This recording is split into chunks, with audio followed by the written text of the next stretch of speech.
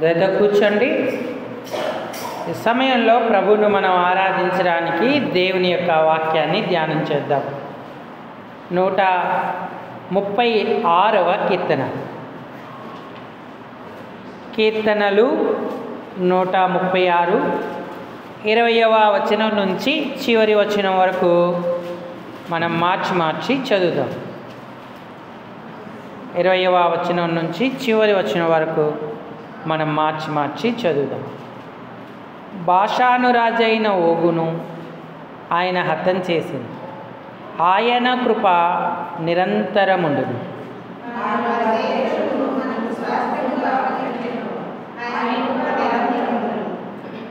తన సేవకుడైన ఇశ్రాయేలునకు దానిని స్వాస్థ్యముగా అప్పగించెను, ఆయన కృప నిరంతరముండును.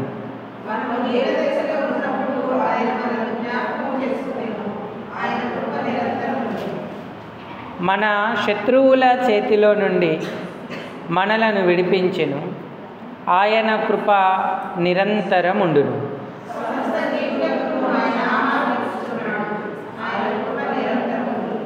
26వ వచనాన్ని అందరం కలిసి చదువుకుందాం. ఆకాశమందుండు దేవునికి కృతజ్ఞతాస్తుతులు చెల్లించుడి, ఆయన కృప నిరంతరముండు. చాలండి. చదువుకున్న ఈ లేఖన భాగం చేరిరాగలిగిన మన హృదయాలకు మన ప్రభువును ఆత్మ సత్యాలతో ఆరాధించడానికి హెచ్చరికగా, పురికొల్పుగా, ఆశీర్వాదకరంగా, దీవెనకరంగా ప్రేమగల దేవుడు చేయునుగాక. ఆమేన్. ప్రభు ప్రజలారా, ప్రభునందున్నటువంటి ప్రియమైన వారులారా, మనం దేవుని యొక్క వాక్యాన్ని కొంత ధ్యానపూర్వకంగా ఆలోచన చేద్దాం. మనం ఎన్నో పర్యాయాలు జ్ఞాపకం చేసుకున్నాం. కీర్తనలు మనం ప్రభువును ఆరాధన చేయడానికి ఎంతో ఆధారమైనటువంటివి. భక్తుల అనుభవాలు కీర్తన రూపములో పరిశుద్ధాత్మ దేవుడు మనకు అనుగ్రహించాడు. ఒక్కొక్క కీర్తన ఒక్కొక్క ధననిధి, ఆధ్యాత్మిక ఐశ్వర్యాన్ని మనకు కలగజేస్తూ ఉంది. ఈ 136వ కీర్తన మన ఆరంభములోనే గుర్తించవచ్చు, కృతజ్ఞతతో నిండిన కీర్తన. భక్తుడు దేవుడు తనకు చేసినటువంటి మేలులకు అన్నిటికీ ఒక్కొక్క మేలును వివరిస్తూ ఆయనకు కృతజ్ఞతాస్తుతులు చెల్లిస్తూ ఉన్నాడు. అంతేకాదు 26 వచనాలలో ప్రతిసారి ఏమి జ్ఞాపకం చేసుకున్నాడంటే ఆయన కృప నిరంతరము ఉండును అన్నాడు. కృప అంటే అర్హత లేని వారికి చూపించే దయ. అర్హత లేకపోయినా సరే దేవుడు మన ఎడల దయ చూపించడమే కృప. మరి దేవుని కృప శాశ్వత కాలం ఉంటుంది. అది కొద్ది రోజులుండి కొద్ది రోజులు మానిపోయేటువంటిది కాదు. అందుకే పౌలుతో ప్రభు అన్నాడు, నా కృప నీకు చాలును అన్నాడు. కృప ఉంటే అన్ని బలహీనతలు కూడా బలమైపోతాయి, అన్ని అనర్హతలు కూడా అర్హతలుగా మారిపోతూ ఉంటాయి. కాబట్టి ప్రియులారా, 26 వచనాలలో 26 సార్లు భక్తుడు ఆయన కృప నిరంతరముండునని జ్ఞాపకం చేసుకుంటూ ఒక్కొక్క కారణాన్ని వివరించి ఆయనకు ఆరాధన చెల్లిస్తూ ఉన్నాడు. మరి ఈరోజు దేవుని సన్నిధికి వచ్చిన సహోదరి, సహోదరుడా, నీవు కృతజ్ఞతతో నిండుకున్నావా? నీకు చేసిన మేలుకు, ఉపకారానికి ఆయన కృపను జ్ఞాపకం చేసుకొని ఆయనకు కృతజ్ఞతాస్తుతులు చెల్లిస్తున్నామా? నిజంగా ఈరోజు మనం ఆలయానికి వచ్చామంటే ఆయన కృపే, ఆరోగ్యంలో ఉన్నామంటే ఆయన కృపే, ఆరాధనను చేస్తున్నామంటే ఆయన కృపే. ఇవన్నీ ఆయన కృప ద్వారా మనకు కలుగుతూ ఉన్నాయి. పర్వతాలు కదిలినా, మెట్టలు తత్తరిల్లినా నా కృప నిన్ను విడిచిపోదు అన్నాడు. ఎంత అద్భుతమైన దయ దేవుడు మనపై చూపించాడు. కాబట్టి రక్షించబడిన వారు ఎవ్వరూ మౌనంగా ఉండకూడదు. ఈ కృప అతి విస్తారమైనది గనక ఈ కృపను బట్టి మనం ఆయనకు నిరంతరము కృతజ్ఞతాస్తుతులు చెల్లించాలి. మొట్టమొదట ఈ కీర్తనలో ఎన్నో కారణాలు ఉన్నాయి ఆరాధనకి, కానీ ఒక 3 కారణాలు మనం చూద్దాం. మొట్టమొదట ఏం చూద్దాం? 23వ వచనంలో ఒక మాట మనకు కనబడతా ఉంటుంది. 23, మనము దీన దశలోనున్నప్పుడు ఆయన మనలను జ్ఞాపకము చేసుకొనేను అన్నాడు. ఆయన కృప నిరంతరముండును అని చెప్తా ఉన్నాడు. ఆకాశమందుండు దేవునికి కృతజ్ఞతాస్తుతులు చెల్లించుడి అన్నాడు. మన దేవుడు ఆకాశమందున్నాడు. ఆకాశము నుండి దీన దశలో ఉన్న మనలను జ్ఞాపకం చేసుకున్నాడు. ఆకాశమందున్న దేవుడు తనకు ఇచ్చవచ్చినట్టుగా సమస్తము జరిగిస్తూ ఉన్నాడు. ఆయన కృప ఆకాశము కంటే కూడా ఎత్తైనటువంటిది. కాబట్టి ప్రియులారా, ఆకాశమందున్న దేవుడు ఆకాశము నుండి మనకేమిచ్చాడు? భూమి మీద కొన్ని వస్తువులు దొరుకుతాయి, భూమి క్రింద కొన్ని వస్తువులు దొరుకుతాయి. భూమి మీద దొరికేవి విలువైనవైతే భూమి లోపల దొరికేవి అంతకంటే కొంచెం అత్యధికమైన విలువైనవి. భూమి మీద దొరికే ఎవరైనా మనకి ఇస్తూ ఉంటారు. భూమి క్రింద దొరికేవి కూడా మనం కొంత వెల చెల్లించి సంపాదించుకోవచ్చు. కానీ ఆకాశము నుండి దొరికేవి ఎవరిస్తారు మనకు? ఆకాశము నుండి ఇవ్వడానికి ఆకాశానికి ఎక్కిపోయిన వాడెవడు? ఆకాశానికి ఎక్కి ఆకాశమందున్న దేవుడు ఆకాశము నుండి మన కొరకు కొన్ని శ్రేష్టమైనవి, వెలకట్టలేనివి, విలువైనవి అనుగ్రహిస్తున్నాడు. అవి పొందుకున్నటువంటి వారు ధన్యులవుతూ ఉన్నారు. వారే ఆరాధన చేస్తూ ఆయనను గణపరచగలుగుతూ ఉంటారు. దీన దశలో ఉన్నప్పుడు మనలను జ్ఞాపకము చేసుకొనేను అన్నాడు. జ్ఞాపకం చేసుకొని ఏమిచ్చాడు ఆయన మనకు? తన పిలుపును మనకు అనుగ్రహించాడు. దేవుడు మనల్ని ఎక్కడి నుండి పిలిచాడు? ఆగరు అరణ్యంలో అటు ఇటు తడువులాడుతూ ఉంటే, దిక్కుతోచని పరిస్థితుల్లో ఉంటుంటే దేవుడు ఆకాశము నుండి పిలిచాడు. ఆగరు అని ఆమె పేరు పెట్టి ఆమెను పిలిచాడు. ఆమెకు ఆదరణనిచ్చాడు. దేవుడు ఎవరిని పిలిచినా ఆకాశం నుండి పిలుస్తూ ఉన్నాడు. ఈ పిలుపు నీకు అందిందా? ఈ పిలుపు ద్వారా నువ్వు దీవెన పొందేవా? అపోస్తలుల కార్యాలు 9వ అధ్యాయం, సౌలును కూడా దేవుడు ఆకాశము నుండి పిలిచాడు. 9వ అధ్యాయము 4వ వచనం చదవండి. హింసకుడుగా, దూషకుడుగా, హానికరుడుగా ఉన్న సౌలు దమస్కు మార్గాన ప్రయాణమైపోతుంటే 3వ వచనం చదవండి అమ్మా.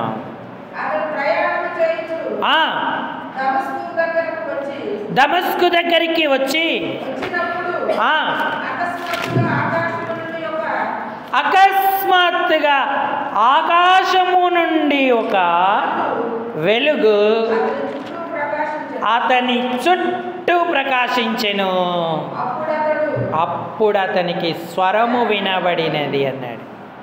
అందుకే ఆకాశము నుండి కలిగిన ఆదర్శనమునకు నేను అవిధేయుడను కాక అన్నాడు.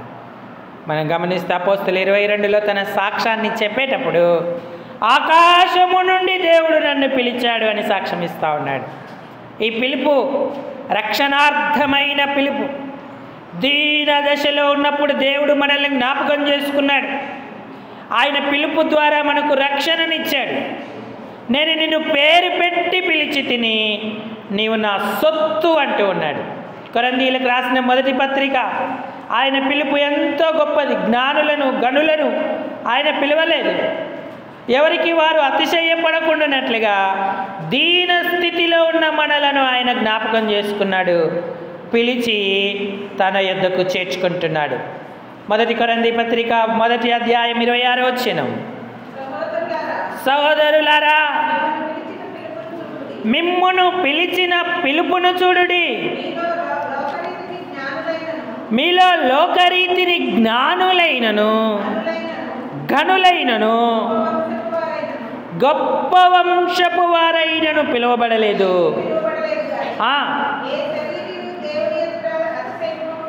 ఏ శరీరియు దేవుని ఎదుట అతిశయించకుండానట్లు జ్ఞానులను సిగ్గుపరచుటకు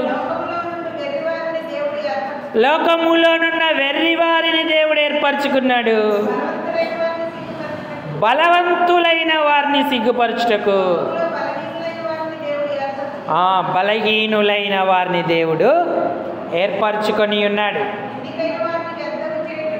చూడండి, మన దీనస్థితి ఎంత భయానకమైనదో. ఎన్నిక లేని వారం, బలహీనులం, వెర్రివారం. ఇంకా అన్నాడు, లోకములో నీచులైన వారిని, తృణీకరింపబడిన వారిని, ఎన్నిక లేని వారిని దేవుడు ఏర్పరచుకొని ఉన్నాడు. ఈ పిలుపు ఆకాశం నుండి మనకిచ్చాడు. నువ్వు ప్రయాసపడుతూ పాపభారం మోసుకొని చుంటుండగా, అందరి చేత తృణీకరింపబడుతుంటుండగా తన గాయపడిన హస్తం నీ వైపు చూచి పిలుపునిస్తూ ఉన్నాడు. నువ్వు రక్షించబడ్డావా? ఇంకా పాపక్షమాపణ లేకుండానే ఆలయానికి సాగుతున్నావా? ఈ పిలుపు యొక్క గొప్పతనము గుర్తించి సౌలు ఎలాగైతే రక్షణ పొందాడో నీవు రక్షణ పొందు. నేను పాపిని ప్రభువుని ఒప్పుకో. తన రక్తం చేత నిన్ను కడుగుతాడు, తన రాజ్యంలో నిన్ను చేర్చుకుంటాడు, తన కృప చేత నిన్ను రక్షించి ఈ గొప్ప ఆధిక్యతను దేవుడిస్తాడు. కాబట్టి మొట్టమొదట ఆకాశము నుండి కలిగిన ఈ పిలుపు లేదా ఈ దర్శనానికి మనం అవిధేయులం కావద్దు. ఎవరైతే విధేయులవుతారో ఆకాశమందుండే దేవునికి కృతజ్ఞతాస్తుతులు చెల్లిస్తారు. అయ్యా, నా రక్షణకై నీకు స్తోత్రం అంటారు. ఎందుకంటే ఎన్నిక లేక వ్యర్థమైన స్థితిలో, నీచ స్థితిలో మానవులందరూ తృణీకరిస్తుంటుండగా దేవుడు ప్రేమించి ప్రాణం పెట్టి ఈ గొప్ప ఆధిక్యతనిచ్చాడు. అంతేకాదు నరకము నుంచి, ఆ నరకపు శిక్ష నుంచి మనల్ని విమోచించాడు. అందుకని మనం ఆయనకు కృతజ్ఞతాస్తుతులు చెల్లించాలి. ఇంకా ఆకాశము నుండి ఆయన మనకేమిచ్చాడు చూడండి. 136వ కీర్తన 24వ వచనం చదవండి.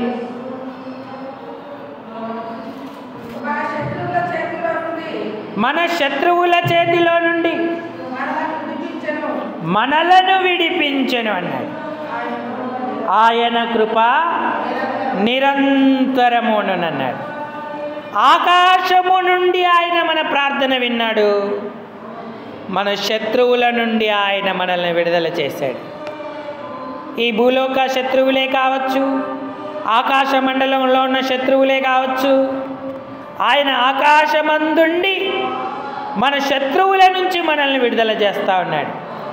మోషే ఆకాశం వైపు తన చెయ్యెత్తి, తన కర్ర ఎత్తి ఆయనకు మొరపెట్టినప్పుడెల్లా ఆయన సముద్రాన్ని 2 పాయలు చేశాడు. ఐగుప్తులో అద్భుతాలు చేశాడు. ఆయన అరణ్యములో ఆశ్చర్య క్రియలు చేశాడు. అంతేకాదు నిర్గమాకాండం 17వ అధ్యాయంలో మోషే కొండ శిఖరం ఎక్కి 2 చేతులు ఆయన వైపు ఎత్తి ప్రార్థన చేసినప్పుడు వారి శత్రువులైన అమాలేకీయుల మీద గొప్ప విజయాన్ని ఇశ్రాయేలీలకు దేవుడు అనుగ్రహిస్తూ వచ్చాడు.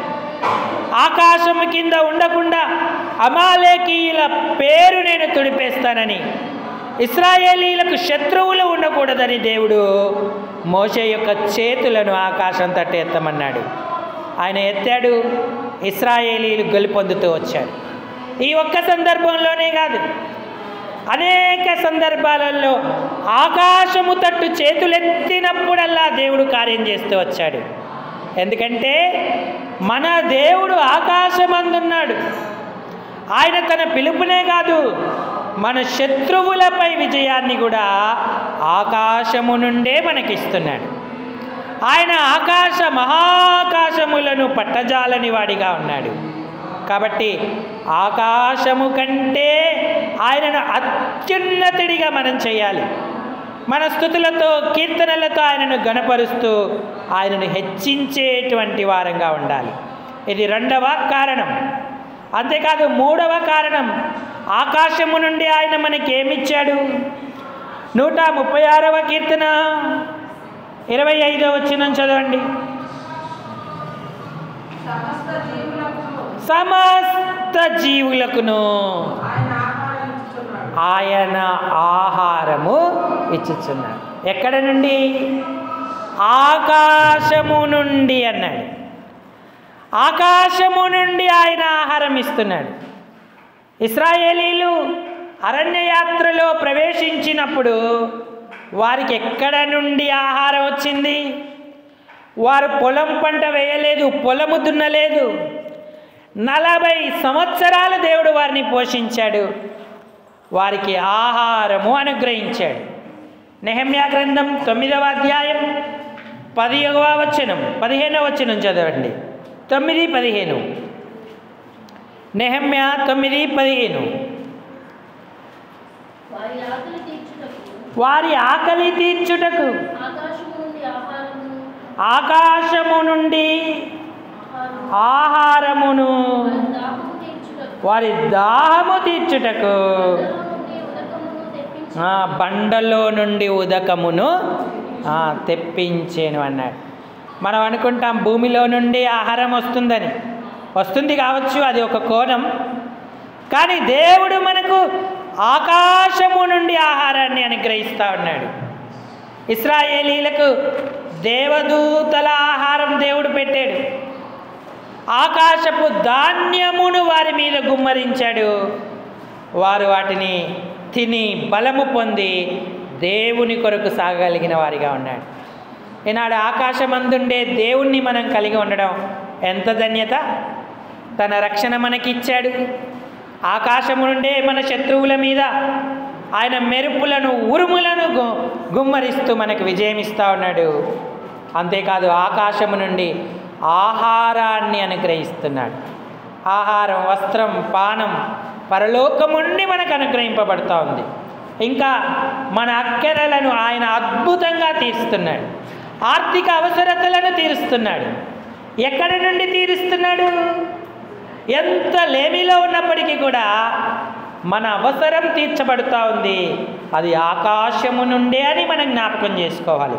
ద్వితీయోపదేశకాండం 12వ అధ్యాయము 12వ అధ్యాయం 28వ అధ్యాయము 12వ వచనం చదవండి. 28, 12 చదవండి. యెహోవా ఈ దేశం మీద వర్షము కురిపించు,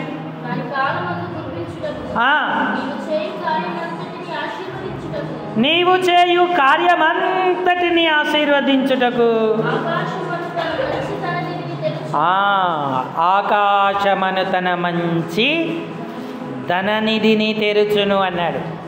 ఆకాశంలో ఎంత ధననిధి ఉంది! అది దేవుని ఐశ్వర్యం. యెహోవా ఆశీర్వాదమే ఐశ్వర్యమిచ్చును అన్నాడు. మన ప్రయాసము కంటే కూడా అది అధికమైనది. ఆ ఆశీర్వాదం ఆకాశము నుండే కలుగుతుంది. మనం ఎన్ని సందర్భాలలో ఆర్థిక ఇబ్బందులతో సతమతమయ్యామో, కానీ దేవుడు మనము ఆకాశము తట్టు కన్నులెత్తి చూడగా అక్కడున్న దేవుడు మన కొరకు ఆకాశం అనే మంచి ధననిధిని తెరిచాడు. అక్కరలు తీర్చాడు, ఆదుకున్నాడు. ఎక్కడ నుండి సహాయము వచ్చును అని ఎదురు చూస్తూ ఉంటుండగా మన కార్యమంతటిని ఆశీర్వదించుటకు ఆయన కృప చూపించాడు. అందుకే ఆయన కృప నిరంతరము ఉండును అన్నాడు. దేవుని కృపను దుర్వినియోగం చేసుకోవద్దు, చులకనగా చూడొద్దు. దేవుని కృప తక్కువ కాదు, అది అమూల్యమైనది. ఆ కృపను బట్టి మనం ఆయనను కొనియాడాలి. ఆకాశమందున్న దేవునికి కృతజ్ఞతాస్తుతులు చెల్లించాలి. అయ్యా, ఆకాశము నుండి నీ రక్షణ దర్శనం మాకు ఇచ్చినందుకు, పిలుపు ఇచ్చినందుకు వందనాలు. ఆకాశము నుండి మాకు శత్రువులపై విజయం ఇచ్చినందుకు వందనాలు. ఆకాశము నుండి ఆహారం ఇచ్చినందుకు కృతజ్ఞతలు. ఆకాశము నుండి మంచి ధననిధి తెరిచి మా అక్కరలన్నీ తీరుస్తున్నందుకు వందనాలు. ఇదంతా కేవలం నీ కృపే ప్రభువా. అయోగ్యులమైనప్పటికీ ఇంత ఆధిక్యత మాకు ఇస్తున్నందుకు మేము నీకేమి ఇవ్వగలం తండ్రి? ఆకాశమందున్న నీకు కృతజ్ఞతలు చెల్లిస్తూ మా విరిగి నలిగిన హృదయంతో కొద్ది స్తుతి ఆరాధన మీకు అర్పిస్తున్నామంటూ ఈ తలంపులతో ప్రభువును మనం ఆరాధన చేద్దాం. ఈ సమయంలో సండే స్కూల్ పిల్లలు లేచి ఒకరి తర్వాత ఒకరు సండే స్కూల్కి వెళ్తారు. మనం ఆరాధనలో పాల్పొందుదాం.